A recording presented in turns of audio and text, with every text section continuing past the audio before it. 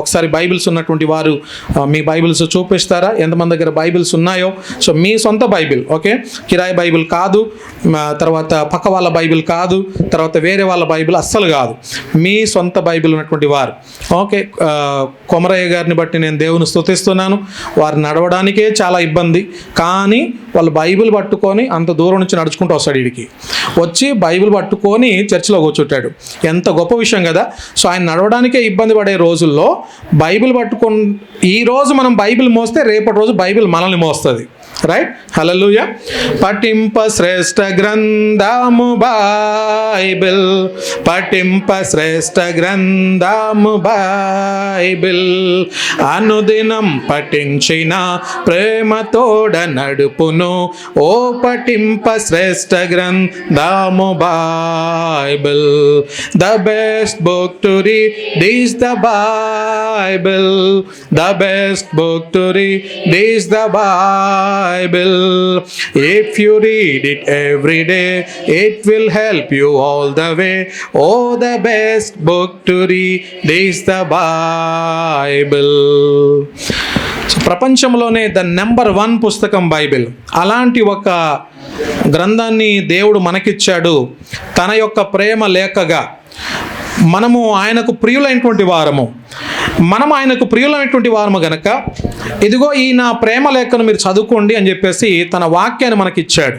ఆ వాక్యం చదువుతున్నప్పుడు ఆయన మనల్ని ఎంత ప్రేమిస్తున్నాడో అర్థమవుతుంది, మనం ఆయనని ఎంతగా ప్రేమించాలో అర్థమవుతుంది, మనలో ఉన్నటువంటి తప్పులేంటో అర్థమవుతాయి, మనలో ఉన్నటువంటి బలహీనతలు ఏంటో అర్థమవుతాయి. అలాంటి వాక్యాన్ని మనం కలిగి ఉండము. నిజంగా దేవునికి మహిమ చెల్లిస్తూ ఉన్నాను. సమయంలో దేవుని వాక్యములో నుండి మరి పోయిన వారంలో ఒక అంశాన్ని నేను ప్రారంభించి అది పార్ట్ 2గా, రెండవ పార్ట్గా నేను జ్ఞాపకం చేస్తాను అని చెప్పేసి అన్నాను.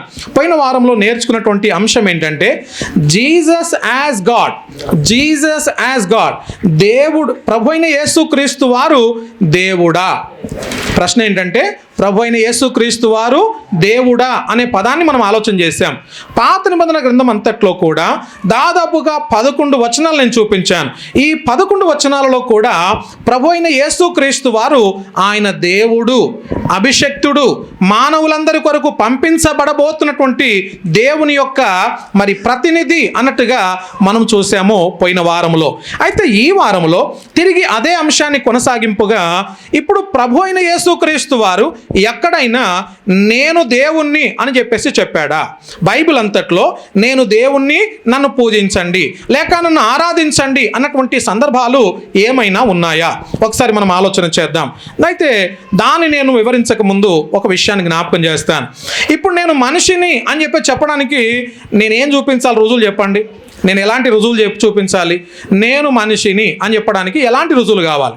నేను మాట్లాడుతున్నాను, నేను నడుస్తున్నాను, కదులుతున్నాను, నా తల ఊపుతున్నాను, తర్వాత మాటలు వినబడుతూ ఉన్నాయి, తర్వాత నేను కదులుతూ ఉన్నాను, ఒక దగ్గర నుంచి ఇంకొక దగ్గరికి మూవ్ అవుతున్నాను. ఇదంతా కూడా ఒక మనిషి అని చెప్పుకోవడానికి మరి అన్ని రుజువులేగా, ఇవన్నీ రుజువులే కదా. మరి దేవుడు ఎక్కడైనా నేను దేవుణ్ణి అని చెప్పేసి చెప్పుకుంటాడా? ఒకవేళ చెప్పుకుంటే ఎలా చెప్పుకున్నాడు? ఏ రూపకంగా చెప్పాడు? ఏ విధంగా చెప్పాడో కొన్ని విషయాలను ఈరోజు నేను మీ ముందు ఉంచడానికి ఇష్టపడుతూ ఉన్నాను.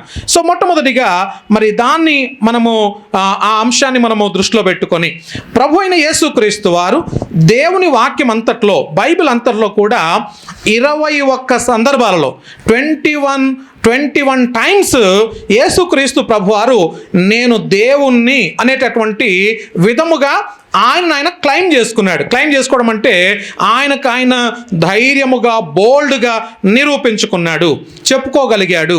ఆ మాటల్ని మనం చూస్తాం. అయితే పాస్టర్ గారు 21 సందర్భాలు అంటున్నారు, 21 వచనాలు చూపిస్తారేమో, ఈరోజు అవుతుందా వాక్యం అని చెప్పేసి మీకు డౌట్ రావచ్చు. అటువంటి డౌట్ అస్సలు అవసరం లేదు. ఈరోజు వాక్యంలో నుండి 7 మాటలు నేను మీ ముందు ఉంచడానికి ఇష్టపడుతున్నాను. వాటిని పదే పదే వినడం ద్వారా, లేకుంటే దేవుడు లేడని చెప్పేసి ఎవరైనా చెప్తూ ఉంటే అలాంటి వారికి మీరు బైబిల్ చూపించడం ద్వారా నిజముగా మీరు సాయం చేసినటువంటి వాళ్ళు అవుతారు. అలాంటి వారికి నిజంగా మీరు మేలు చేసినటువంటి వారు అవుతారు. అందులో మొట్టమొదటి మాటను మనం ఒకసారి గమనిద్దాం. దయచేసి చూడండి. మొదటి మాటగా మత్తయి సువార్త 18వ అధ్యాయం 20వ వచనాన్ని మనం చదువుదాం. మత్తయి సువార్త 18వ అధ్యాయము 20వ వచనము. త్వరగా చదవండి, గట్టిగా చదవండి. ఏలయనగా ఇద్దరు ముగ్గురు నా నామమున ఎక్కడ కూడి ఉందురో అక్కడ నేను వారి మధ్యలో ఉందునని చెప్పాను. ఇది ఎంత బోల్డ్గా యేసుక్రీస్తు ప్రభువారు తనను తాను క్లైమ్ చేసుకుంటున్నాడు దేవుడు అని చెప్పేసి అంటే, ఇద్దరు ముగ్గురు నా నామములో కూడి ఉంటే వారి మధ్యలో నేను ఉంటాను. ఇప్పుడు ఇక్కడ ఒక ప్రశ్న రావాలి. నిజంగా మనిషి అయితే వేరే దగ్గర ఇద్దరు ముగ్గురు కూడి ఉన్నటువంటి చోట మనిషి ఉండగలడా? నేను ఇక్కడ ఉన్నాను, ఇక్కడే ఉంటాను, వేరే చోట ఉండలేను. ఎందుకంటే నేను మానవుని గనక, నా స్థానం ఇది గనక నేను ఇక్కడే ఉన్నాను. నేను కదిలి ఇంకొక దగ్గరికి వెళ్ళలేను. ఒకవేళ వెళ్ళాల్సి వస్తే ఇక్కడ నేను ఆబ్సెంట్ అవుతాను, అంటే ఇక్కడ నా ప్రజెన్స్ ఉండదు. వేరే దగ్గర మాత్రమే నేను వెళ్ళగలుగుతాను. కానీ యేసుక్రీస్తు ప్రభువారు ఇద్దరు ముగ్గురు నా నామములో కూడి ఉన్నటువంటి చోట నేను ఉంటాను అని చెప్పేసి అన్నాడంటే ఆయన దేవుడు కాకుండా మనిషి అవుతాడా? ఒకసారి మీరు చెప్పాలి. హల్లెలూయా. చేతులెత్తి ఒకసారి గట్టిగా స్తోత్రం. హల్లెలూయా. సో దేవుడు అని చెప్పి చెప్పడానికి ఒక బలమైనటువంటి బోల్డ్ క్లైమ్ ఏంటంటే, ఇద్దరు ముగ్గురు ఎక్కడైతే ఉంటారో వారి మధ్యలో నేను ఉంటాను. ఒకవేళ అది ఆఫ్రికాలో ఇద్దరు కూర్చొని యేసు ప్రభు గురించి ప్రార్థన చేస్తూ ఉంటే వారి మధ్యలో ఆయన ఉంటాడు. కిర్గిజిస్తాన్లో, కిర్గిజిస్తాన్లో, పాకిస్తాన్లో, తర్వాత ఇండియాలో, తర్వాత ఇండోనేషియాలో, ఏ దేశంలోనైనా సరే, ఏ ప్రాంతంలోనైనా సరే ఓ ఇద్దరు వ్యక్తులు కూర్చొని యేసు ప్రభు వారికి ప్రార్థన చేస్తూ ఉంటే వారి మధ్యలో ఆయన ఉంటాడు. ఒకవేళ మనిషి అయితే అందరి మధ్యలో ఒకే సమయంలో అంతటా ఉండేటటువంటి వాడు కాదు. ఎందుకంటే ఆయన దేవుడు గనుకనే అన్ని చోట్ల అంతటా ఒకే సమయంలో ఉండగలిగినటువంటి వాడుగా మనం చూస్తూ ఉన్నాం. దీన్ని ఇలా మాట్లాడతారు ఏంటంటే, మరి మొట్టమొదటి మాటగా మనం చూస్తే ఒమ్నిసెంట్ అంటాం. ఒమ్ని ప్రజెంట్ అంటాం. ఒమ్ని ప్రజెంట్ అనే మాటకు అర్థం ఏంటంటే సర్వవ్యాపి. ఒకసారి చెప్పండి, ఏంటది? సర్వవ్యాపి అంటే అర్థం ఏంటి? అంతటా వ్యాపించి ఉన్నాడు, అన్ని చోట్ల ఉంటాడు. అన్ని చోట్ల అంటే మీరు అడగొచ్చు నన్ను, అయ్యా మరి చెట్లో ఉంటాడా, పుట్టల్లో, గుట్టల్లో, చెట్లలో, లేకుంటే ఇంకెక్కడైనా ఉంటాడా అని చెప్పేసి అంటే అంతటా ఉంటాడు కానీ అన్నిట్లో ఉండడు. దేవుడు అంతటా ఉంటాడు కానీ అన్నిట్లో ఉండడు. మరి ఎక్కడ ఉంటాడు? మన మధ్యలో ఉంటాడు, మనలో ఉంటాడు, మనతో ఉంటాడు, మనల్ని నడిపిస్తాడు. స్తోత్రం చెప్పండి. హల్లెలూయా. అంటే చెట్లలో, పుట్లలో, లేకుంటే రాళ్లలో, రప్పల్లో ఉండేటటువంటి వాడు దేవుడు కాదు. దేవుడు ఉండే స్థానం ఏది అంటే మన హృదయం లోపల. కాబట్టి మొదటి మాటగా మనం చూస్తున్నాము, ఎక్కడ ఇద్దరు ముగ్గురు నా నామలో కూడి ఉంటే వారి మధ్యలో నేను ఉంటాను. అదే సందర్భాన్ని జ్ఞాపకం చేసుకుంటూ ఒమ్ని ప్రజెంట్ అనే మాటను మనం అర్థం చేసుకోవడానికి ఏమని మాట్లాడుకున్నాం? సర్వవ్యాపకుడు అంటే అన్ని చోట్ల ఉండేవాడు అని మాట్లాడుకున్నాం. ఇంకొక రెఫరెన్స్ నేను చూపిస్తాను, ఒకసారి ఓపికతో ఈ మాటలు చూడండి. మత్తయి సువార్త 28వ అధ్యాయం 20వ వచనంలో యేసు ప్రభువు వారు మరొక మాట పలుకుతున్నాడు.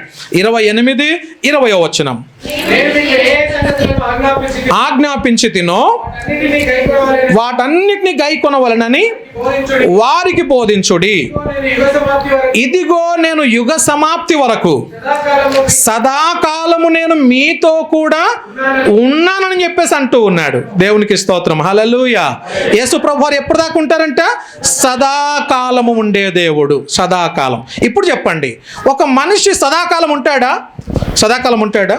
పెళ్లిలో వాగ్దానాలు చేసుకుంటారు, చావు మనల్ని ఎడబాపే వరకు, చావు మనల్ని ఎడబాసే వరకు నేను నిన్ను విడువను.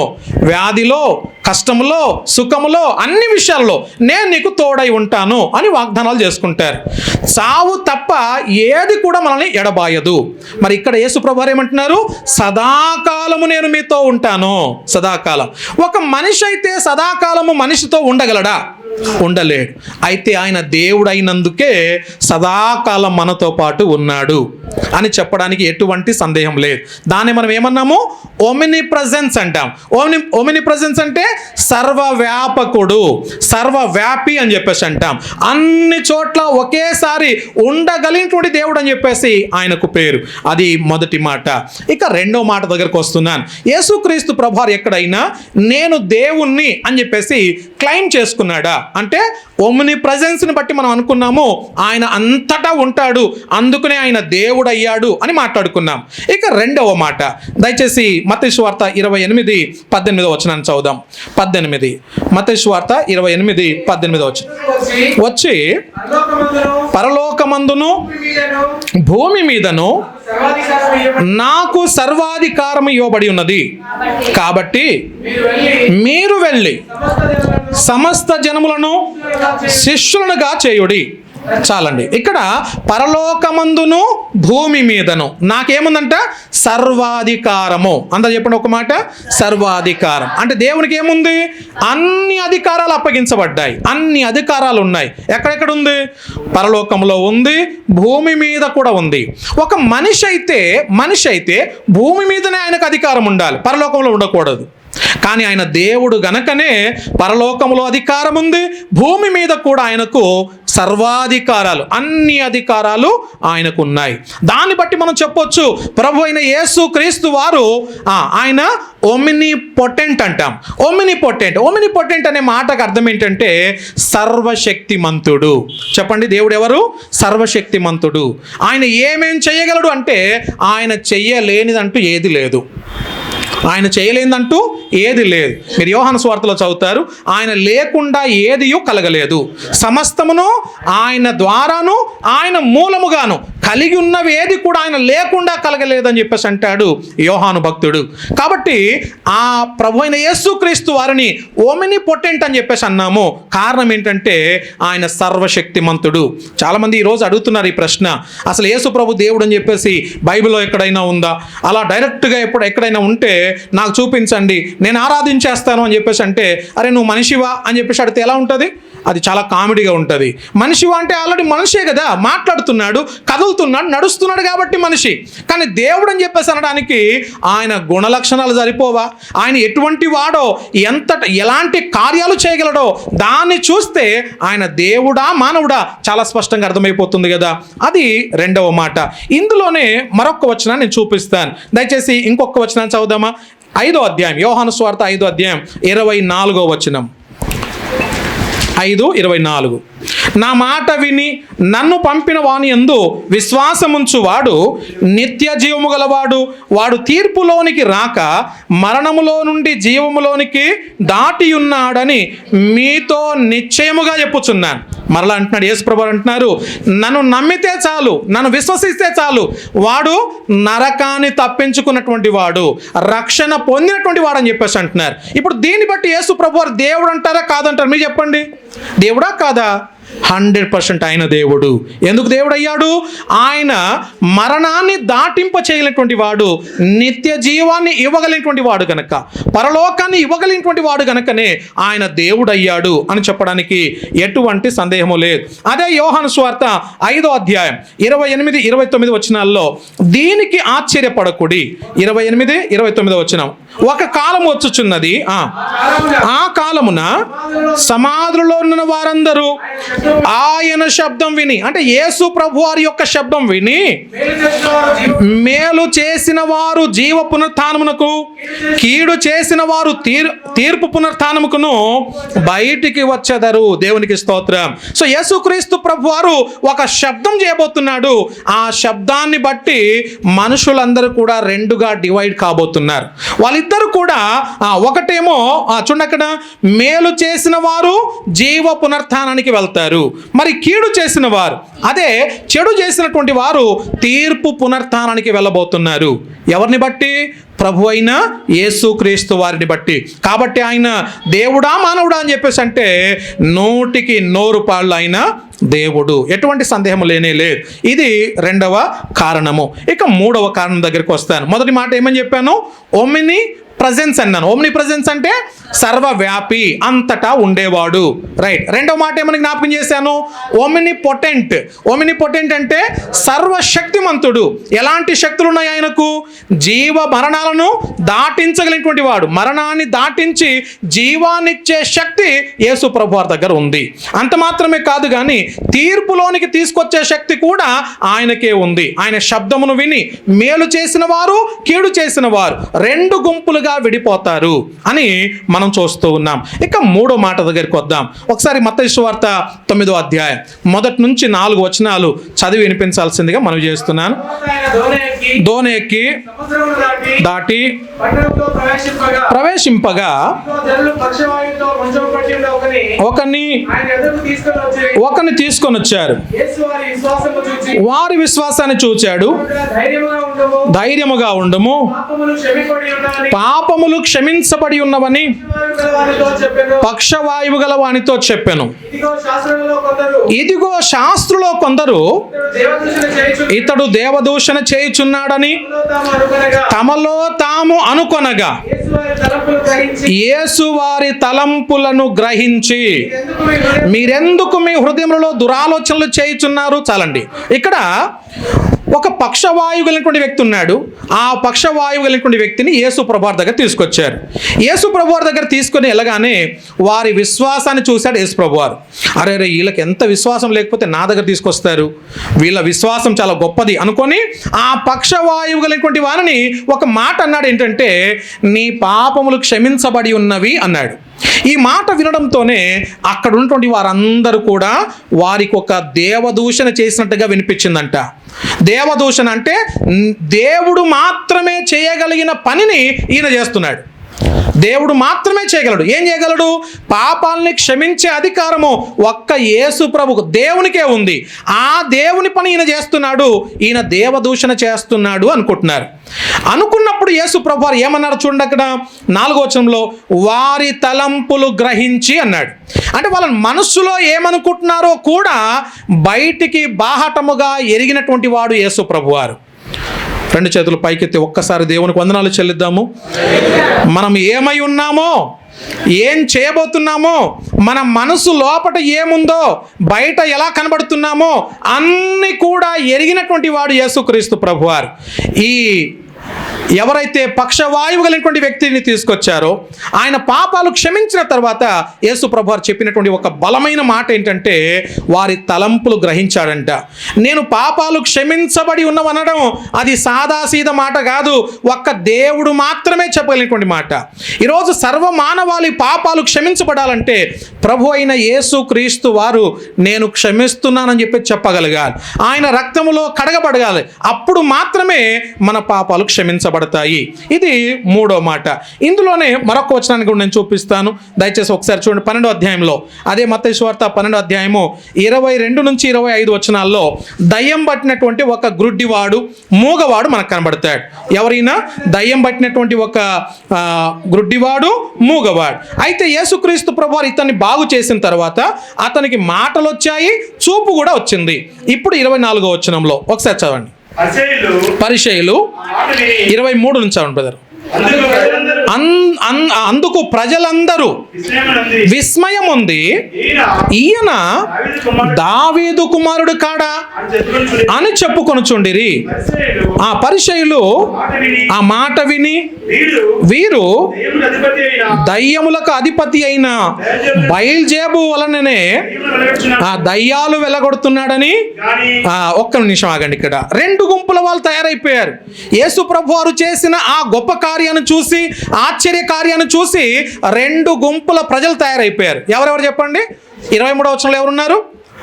23వ వచనంలో ప్రజలందరూ ఉన్నారు. ప్రజలందరూ ఏమైపోయారంట? విస్మయం ఉంది అంటే ఆశ్చర్యపడ్డారు. అబ్బా, గ్రుడ్డివాడు చూడగలుగుతున్నాడా? దయ్యం పట్టినటువంటి వాడు బాగా అయిపోయాడా? అందరూ ఆశ్చర్యపడిపోయారు. అది 23వ వచనం.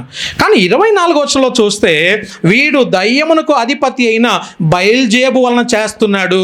ఈయన మామూలుగా చేయట్లేదు, ఈ అద్భుతాలన్నీ దయ్యము సహాయముతో చేస్తున్నాడు.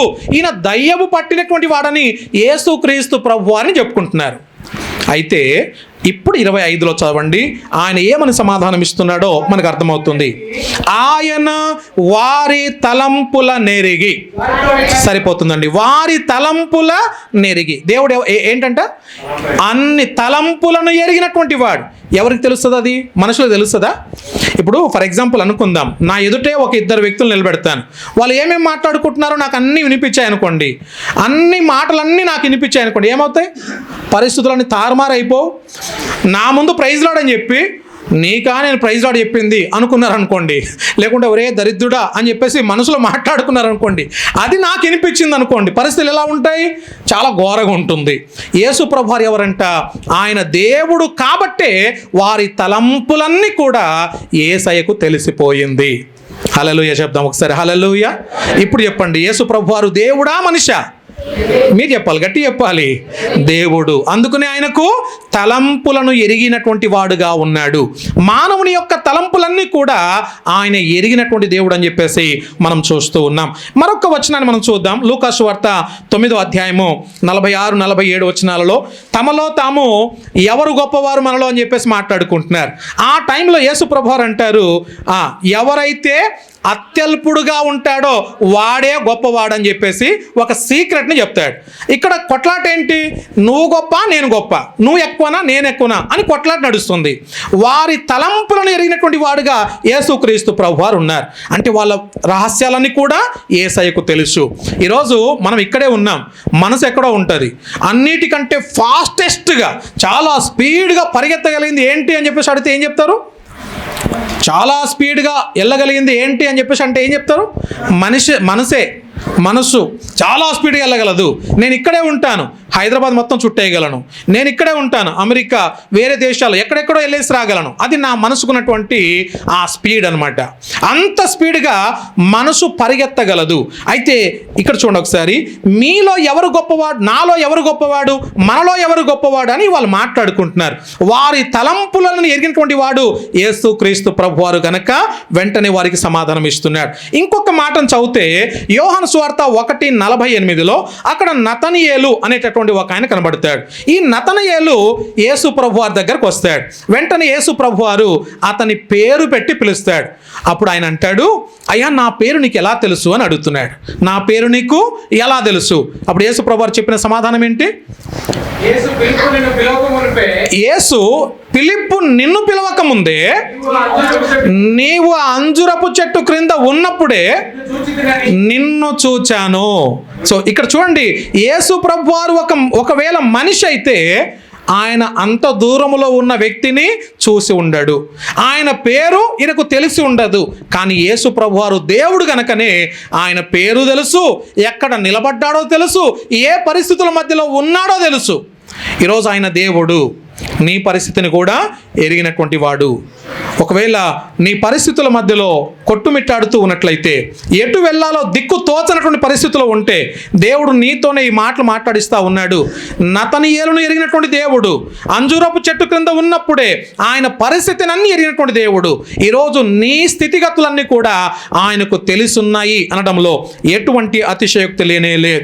మరొక వచనాన్ని నేను చూపిస్తాను. అదే యోహాను సువార్త 2వ అధ్యాయము 23-24 వచనాల్లో మనం చూస్తే, యేసు అందరినీ ఎరిగిన వాడు గనక ఆయన తను వారి వశము చేసుకొనలేదు, ఆయన మనుష్యుని ఆంతర్యమును ఎరిగిన వాడు అని రాయబడింది. యేసు ఎవరంట చెప్పండి? మనుషుని యొక్క ఆంతర్యాన్ని ఎరిగినటువంటి వాడు. ఇప్పుడు మీరు చెప్పండి, నువ్వు మనిషివా అంటే ఏం చెప్తాం ఆన్సర్? నువ్వు మనిషివా అని చెప్పేసి దానికి ఆన్సర్ ఏంటి? అరే మాట్లాడుతున్నాను, కదులుతున్నాను, పాటలు పాడుతున్నాను, వినబడుతున్నాను, కనబడుతున్నాను, నేను మనిషి ఎందుకు కాదురా అంటాం మనం.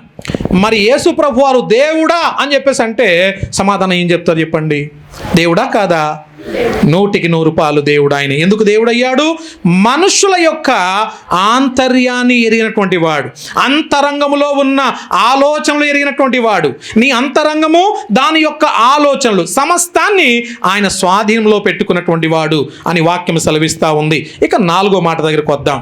దీన్ని మనం ఒక మాట అన్నాం ఏంటంటే ఓమినిసెంట్ అంటాం. ఒకసారి చెప్పండి, ఏ మాట? ఓమినిసెంట్. ఎన్ని పదాలు అయిపోయాయి ఇప్పుడు?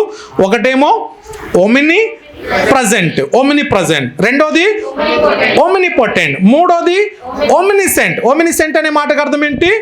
ఒమినిసెంట్ అంటే అన్నీ తెలిసినవాడు, సర్వజ్ఞాని అంటాం. చెప్పండి ఒకసారి, దేవుడు ఎవరు? సర్వజ్ఞాని.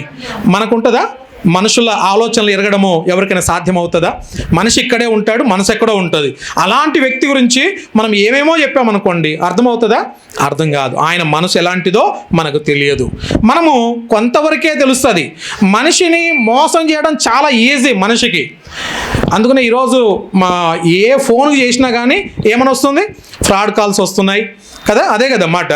మీకు వీడియోలో చూపిస్తున్నారు, ఆడియోలో చూపిస్తున్నారు, ఫోన్లో చేస్తారు, సోషల్ మీడియా ద్వారా మనుషుల్ని మోసం చేసే వాళ్ళు ఉన్నారు. జాగ్రత్త అని చెప్పేసి అనుకొని బయటికి కూడా పంపిస్తూ ఉన్నారు. ఒకసారి ఈ మాటలు చూడండి. నాలుగవ మాటగా ఒమినిసెంట్ తర్వాత నాలుగో మాటగా మరొక మాటను చదువుదాం. ఆయన ఇంకా దేనిపైన అధికారం లేనటువంటి వాడు. యోహాను సువార్త 5వ అధ్యాయం 28, 29 వచనాలు త్వరగా చదవండి. ఫాస్ట్ చదవాలి. దీనికి ఆశ్చర్యపడుకుడి, ఒక కాలం వచ్చుచున్నది, ఆ కాలమున సమాధులలో ఉన్న వారందరూ ఆయన శబ్దము విని మేలు చేసిన వారు జీవ పునరుత్థానమునకును, కీడు చేసిన వారు తీర్పు పునరుత్థానముకును బయటకు వచ్చెదరు. ఈ మాట ఆల్రెడీ చదివాము, ఇది రెండవసారి. అయితే ఇందులో ప్రభు అయిన యేసుక్రీస్తు వారికి శారీరక ఆత్మీయ మరణాల పైన అధికారం ఉన్నది. యేసయ్యకు ఎవరెవరి మీద అధికారం చెప్పండి? శారీరకంగా చనిపోయేటటువంటి వారిపైన, ఆత్మీయంగా చనిపోతున్నటువంటి వారి పట్ల ఆయనకు అధికారం ఉంది అని చెప్పే విధంగా ఈ మాట మనకు కనబడుతుంది. అంటే ఆయన మరణాల పైన అధికారిగా ఉన్నాడు. ఒక మరణాల పైన అధికారి ఎవరుంటారు చెప్పండి? ఎవరుంటారు? మనిషి ఉంటాడా? మనిషి ఉండలేడు. కేవలము దేవునికి మాత్రమే సాధ్యం అది. మరణాన్ని తప్పించుట యెహోవా వశము అని రాయబడింది. మరణం తప్పించుట యెహోవా వశం. ఒకవేళ ఒక మానవుని తీసుకోవడం ఆయన చిత్తమే, ఉంచడము ఆయన చిత్తమే. ఈ లోకంలో నువ్వు ఎంతకాలం ఉండాలో ఆయనే నిర్ణయిస్తాడు కదా. అందుకనే death is appointed for all అని చెప్పేసి ఉంటుంది ఇంగ్లీష్లో. డెత్ ఈజ్ అపాయింటెడ్ అంటే నిర్ణయించబడింది. అది ఎంతకాలం కొరకు మనకు తెలియదు, ఎప్పటిదాకా ఉంటామో మనకు తెలియదు. కాబట్టి మరణము మన దగ్గరికి రాకముందే ప్రభుని యేసుక్రీస్తు వారిని తెలుసుకోవడం చాలా ప్రాముఖ్యమైనటువంటి విషయం. ఒకటేమో శారీరక మరణము, రెండవదేమో ఆత్మీయ మరణం. శారీరకంగా చనిపోతే కనీసం ఆత్మీయంగా బ్రతికుంటే పరలోక రాజ్యానికి వెళ్తాం. శరీరంతో చనిపోయినా ఆత్మీయంగా నువ్వు బ్రతికుంటే, అంటే యేసు ప్రభుని తెలుసుకుని ఉంటే, దేవుడుగా నువ్వు కలిగి ఉంటే పరలోక రాజ్యానికి వెళ్ళడం తథ్యం. దానికి ఎటువంటి డౌట్ లేనే లేదు. అయితే ఆత్మీయ మరణం గురించి ఇంకేమంటున్నాడో చూడండి. 24వ వచనం, యోహాను సువార్త 5:24. నా మాట విని నన్ను పంపిన వాని యందు విశ్వాసముంచువాడు నిత్య జీవము గలవాడు, వాడు తీర్పులోనికి రాక మరణములో నుండి జీవములోనికి దాటి ఉన్నాడని మీతో నిశ్చయముగా చెప్పుచున్నాను. ఎవరి మాట చెప్తున్నటువంటి ఆయన? దేవుడు సాక్షాత్తుగా. ప్రభువు యేసుక్రీస్తు వారు ఎవరు చెప్పండి? ఇప్పుడు మానవుడా దేవుడా అంటే ఆయన 100% దేవుడు. ఆయన అంటున్నాడు, నా యందు విశ్వాసం ఉంచితే, నా మాట వింటే నిత్య జీవం నేను ఇస్తాను. అది కూడా ఎలా ఉంటుందంట? తీర్పులోనికి రారు అలాంటి వ్యక్తులు. ఎక్కడికి వెళ్తారు? మరణములో నుండి జీవములోనికి దాటి ఉన్నారని చెప్పేసి మాట్లాడుతున్నాడు. ఎంత గొప్ప మాట అండి. కాబట్టి యేసుక్రీస్తు ప్రభువారు దేవుడు కాబట్టే మరణాన్ని దాటింపజేసి నిత్య జీవితాన్ని ఇవ్వగలిగినటువంటి వాడుగా ప్రభుని యేసుక్రీస్తు వారు మనకు దొరికారు. 5వ మాట త్వరగా నేను చెప్తాను, జ్ఞాపకం చేస్తాను చూడండి. 4వ మాట ఏమని జ్ఞాపకం చేశాను? ప్రభువైన యేసుక్రీస్తు వారికి శారీరక ఆత్మీయ మరణాలపై అధికారం ఉంది. ఇక 5వ మాట, ప్రభువైన యేసుక్రీస్తు వారు తన స్వంత మరణం పైన కూడా అధికారం లేనటువంటి వాడు. ఆయన దేవుడు అని ఎందుకంటున్నాము? ఆయన మరణం మీద కూడా ఆయనకే అధికారం ఉంది. అంటే ఆయన చావాలా వద్దా అని చెప్పేసి, మనుషులందరి పాపముల కొరకు చనిపోవాలా వద్దా అనేది కూడా ఆయన స్వాధీనంలోనే పెట్టుకున్నాడు. ప్రాణం ఇవ్వాలంటే ఇవ్వచ్చు, లేదు నాకు అవసరం లేదు, నేను ప్రాణం ఇవ్వను అనుకుంటే ఇవ్వకుండా ఉండొచ్చు. అంటే ఆయన స్వాధీనంలో ఉంది. యోహాను సువార్త 10వ అధ్యాయము 17-18 వచనాలు చదవండి త్వరగా.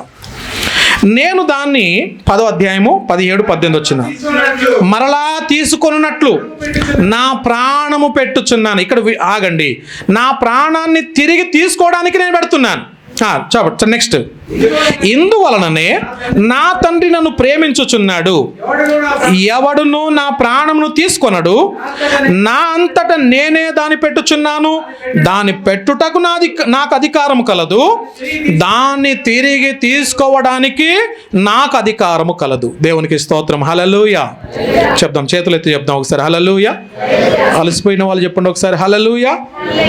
సార్ అలసిపోయారు. ఓకే, సో మరణం అనేది తప్పించడం యెహోవా వశమని మాట్లాడుకున్నాం. మరణాన్ని అంటే మరణం పైన ఆయనకు అధికారం ఉందని మాట్లాడుకున్నాం. ఒకటేమో శారీరక మరణము, ఆత్మీయ మరణం, ఈ రెండింటిపైన ఆయనకు అధికారం ఉంది. తర్వాత ఆయన మరణం మీద ఆయనకు అధికారం ఉంది. దాన్ని పెట్టుచున్నాను, ఆ ప్రాణాన్ని తిరిగి తీసుకోవడానికి అని మాట్లాడుతున్నాడు. దాన్ని పెట్టడానికి తిరిగి తీసుకోవడానికి నాకు మాత్రమే అధికారం ఉంది అంటున్నాడు. మనిషికి అయితే అధికారం లేదు. ఎవరైనా చెప్తారా నేను చచ్చిపోతాను 3వ రోజులు లేస్తాను, నా ప్రాణాన్ని ఇప్పుడు పెడుతున్నా, నేను తిరిగి తీసుకుంటా అన్న వాళ్ళు ఉన్నారు ఎవరైనా? ఆ మధ్యలో ఒక పాస్టర్ గారు చెప్పారు, ఆంధ్ర సైడు ఒక పాస్టర్ గారు ఈ మాట అన్నారు. మాట అంటే పోలీసులందరూ కూడా గుమ్మిగూడి ఆ గ్రామంలో నువ్వు ఇలాంటి పిచ్చి పిచ్చి పనులు చేయొద్దు, నీ ఇట్లాంటి ఓవర్ యాక్షన్ పనులు చేయొద్దు అంటే ఆయన పాస్టర్ అని చెప్పి చెప్పుకోవడానికి సరిపోదు. ఎందుకంటే వాక్యం కాకుండా వాక్యంలో లేనటువంటి విషయాలు వీళ్ళు చెప్తున్నారు. ఏమని? నేను చనిపోతాను, సమాధి తవ్వండి అన్నాడు. సమాధి తవ్వేసి ఊరోళ్ళందరూ కూడా సమాధి తవ్వేసి ఇప్పుడు పాస్టర్ గారిని లోపల పెట్టాలి. 3 రోజుల తర్వాత నేను తిరిగి లేస్తా అంటున్నాడు. ఇది ఎక్కడి చోద్యం? అవుతుందా? సాధ్యమవుతుందా? కానే కాదు. మరణాన్ని ఆయన చనిపోవడానికి, ఆ ప్రాణాన్ని తిరిగి తీసుకోవడానికి యేసయ్యకు మాత్రమే అధికారం ఉంది, ఏ మానవునికి కూడా లేనే లేదు. చాలామంది అన్నారు ఈ లోకంలో, చరిత్రలో చాలామంది నిలిచిపోయారు. నేను తిరిగి లేస్తాను అని చెప్పేసి అనుకొని సమాధిలోకి వెళ్ళిపోయి తిరిగి రానటువంటి వారు ఎంతోమంది అయిపోయారు. వాళ్ళు ఇంకా రాలే, వస్తారేమో అని చెప్పేసి వెయిట్ చేస్తూ ఉన్నారు, ఇంకెప్పటికీ రారు కూడా. ఎందుకంటే వాక్యం సెలవిస్తూ ఉంది, మరణాన్ని ప్రాణాన్ని పెట్టడానికి తిరిగి తీసుకోవడానికి దేవునికి మాత్రమే సాధ్యము, ఎవ్వరికి సాధ్యం కాదు. అది 5వ మాట. అదే 5వ మాటలో మరొక వచనం చూపిస్తాను. రెవల్యూషన్స్ ప్రకటన గ్రంథం 1వ అధ్యాయం 18వ వచనంలో, నేను మొదటి వాడను కడపటి వాడను, మృతుడనైతిని గాని ఇదిగో యుగ యుగములు సజీవుడనై ఉన్నాను, మరియు మరణము యొక్కయు పాతాళము యొక్కయు తాళపు చెవులు నా స్వాధీనములో ఉన్నాయి. ఎవరి స్వాధీనంలో? యేసయ్య స్వాధీనంలో ఉన్నాయి. పరలోకానికి వెళ్ళాలంటే, పాతాళానికి వెళ్ళాలంటే దాని తాళపు చెవులు కలిగినటువంటి వాడు ఆయన. ఆయన అంటున్నాడు, నేను మొదటి వాడను కడపటి వాడను. మరొక దగ్గర అంటాడు, నేను అబ్రహాము కంటే ముందున్నటువంటి వాడను అంటాడు. అబ్రహాము అయ్యా నీ వయసు ఎంత అని అడుగుతున్నారు అక్కడ. వాళ్ళు అడుగుతున్నారు, నీ వయసు ఎంత? నువ్వు చిన్నవానివి కదా, అబ్రహాముతో పోల్చుకుంటున్నావు ఏంటంటే, అబ్రహాము కంటే ముందున్నటువంటి వాడు నా యేసయ్య. అందుకని ఆయన దేవుడు అయ్యాడు. దేవునికి మహిమ కలుగును గాక. ఇక 6వ విషయం, మత్తయి సువార్త 26వ అధ్యాయము 28వ వచనం చదువుదామా? కొంచెం ఫాస్ట్ చదవండి. మత్తయి సువార్త 26:28 వచనం. ఇది నా రక్తము అనగా పాప క్షమాపణ నిమిత్తము అనేకుల కొరకు చిందింపబడుచున్న నిబంధన రక్తము. సో చూడండి, యేసయ్య రక్తము ద్వారా మానవుని యొక్క పాపాలు క్షమించబడ్డాయి. జన్మ కర్మ పాపముల నుండి విడిపించగలిగినటువంటి వాడు నా యేసయ్య. ఒకవేళ ప్రతి పాపము అది జన్మతా వచ్చినటువంటి పాపమైనా సరే, కర్మ పాపం అంటాం. కర్మ పాపం అంటే చేసిన పనుల ద్వారా వచ్చేటటువంటి పాపం. వీటన్నిటి నుండి విడిపించగలిగినటువంటి వాడు ప్రభుని యేసుక్రీస్తు వారు. అందుకనే నా రక్తము, ఇది నా రక్తము అనగా పాప క్షమాపణ నిమిత్తము అంటున్నాడు. అంటే పాపాల నిమిత్తమై ఏం చేశాడు ఆయన? రక్తమును చెందించాడు. వాక్యంలో రాయబడింది, రక్తము చెందించకుండా పాప క్షమాపణ కలగదని సామాన్యముగా చెప్పవచ్చు. అది సాధారణం, అది సింపుల్ అనమాట. అది కంపల్సరీ ఒప్పుకోవాల్సిన విషయమే. ఎవరు ఒప్పుకున్నా ఒప్పుకోకపోయినా అందరు లోకంలో చెప్పాల్సిన మాట ఏంటంటే, నీ పాపాలు పోవాలా, రక్తము చెందించాలి. ఆ రక్తము ఎవరిదై ఉండాలి అంటే, పాపము లేనివాడే రక్తం చెందించాలి. పాపములో ఉన్నవాడు మరొక్క పాపిని క్షమించలేడు, రక్షించలేడు. కానీ పాపములో ఉన్నటువంటి వ్యక్తిని పాపరహితుడు, పాపము లేనివాడు, పాపాన్ని జయించినటువంటి వాడు అతను మాత్రమే మరి రక్షించగలడు. అది ప్రభుని యేసుక్రీస్తు వారు అయ్యారు. మార్క్స్ వార్త 2వ అధ్యాయము 5వ వచనంలో అంటాడు, మార్క్స్ వార్త 2:5లో, చూచి కుమారుడా నీ పాపములు క్షమించబడి ఉన్నావని పక్షవాయువు కలిగినటువంటి వానితో అంటున్నాడు. కుమారుడా నీ పాపాలు క్షమించబడ్డాయి. ఇంకొక దగ్గర లూకా సువార్త 7:48లో అంటాడు, నీ పాపములు క్షమింపబడి ఉన్నవి అని ఆమెతో అన్నాడు. ఎవరితో? పాపములో పట్టుబడిన ఒక స్త్రీతో అంటున్నాడు. అమ్మా, ఎవరు నిన్ను రాళ్ళు తీసి కొట్టలేదా? అయితే నేను కూడా నిన్ను కొట్టను. అయితే నేను ఒక పని చేస్తున్నాను, అదేంటో తెలుసా? నీ పాపములు క్షమించబడి ఉన్నవి, ఇక మీదట నీవు పాపము చేయొద్దు. ఇది యేసు ప్రభువారు చెప్పినటువంటి మాట.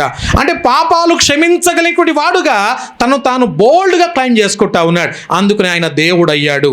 ఇక చివరి మాటగా అదే దాంట్లోనే 6వ మాటలో యోహాను సువార్త 8:11 అంటాడు, నేనును నీకు శిక్ష విధింపను, నీవు వెళ్ళి ఇక పాపము చేయకుమని ఆమెతో చెప్పాను. ఆమెతో అంటున్నాడు, ఇక పాపం చేయొద్దు. 7వ మాట చెప్పి ఈరోజు మనం ప్రార్థన చేద్దాము. ఒకసారి 7వ మాట దగ్గరికి యోహాను సువార్త 5:26 చదువుదాం. ఒకసారి యోహాను సువార్త 5:26. తండ్రి ఎలాగూ తనంతట తానే ఉన్నాడో అలాగే కుమారుడును తనంతట తానే జీవము గలవాడై ఉండుటకు కుమారునికి అధికారం అనుగ్రహించబడింది. 4వ మాటలో చూసాము, ప్రభువైన యేసుక్రీస్తు వారికి శారీరక ఆత్మీయ మరణాలపైన అధికారం ఉందని.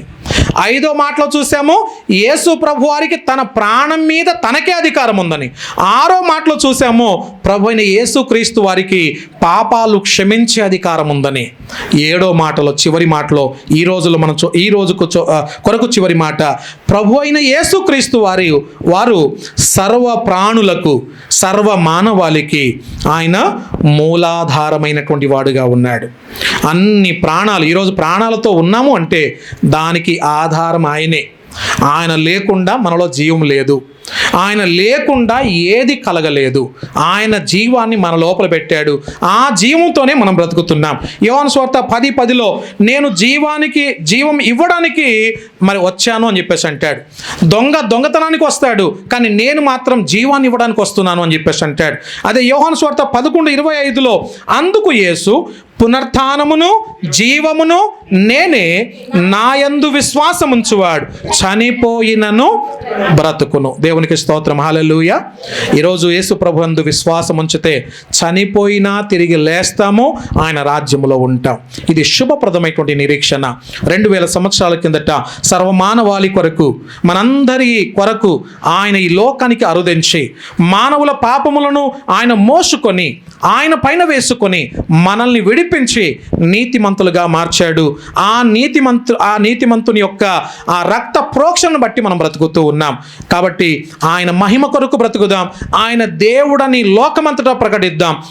నీవు తెలుసుకుంటే సరిపోదు, తెలిసిన సత్యాన్ని ఇతరులతో పంచుకుందాం. అట్టి కృప త్రియేక దేవుడు మనందరికీ దయచేయునుగాక. ఆమేన్. తల వంచుదాం, కళ్ళు మూసుకుందాం. చిన్న మాట ప్రార్థన, వాక్యం నిమిత్తమై ప్రార్థన చేసుకుందాం. మన మధ్యలో ఉన్నటువంటి సహోదరులు మరి కృపా బ్రదర్ మన ప్రార్థన నడిపిస్తారు. జీసస్ యాజ్ గాడ్ అనే ఈ పదంలో మరి యేసుక్రీస్తు దేవుడు ఎలా అయ్యాడు అనేటటువంటి మాటల్ని మనం విన్నాం. కాబట్టి దేవుడుగా కలిగి ఉంటే కలిగేటటువంటి లాభాల గురించి కూడా మనం విన్నాం. సహోదరులు ప్రార్థన చేస్తారు, ముగిస్తాం.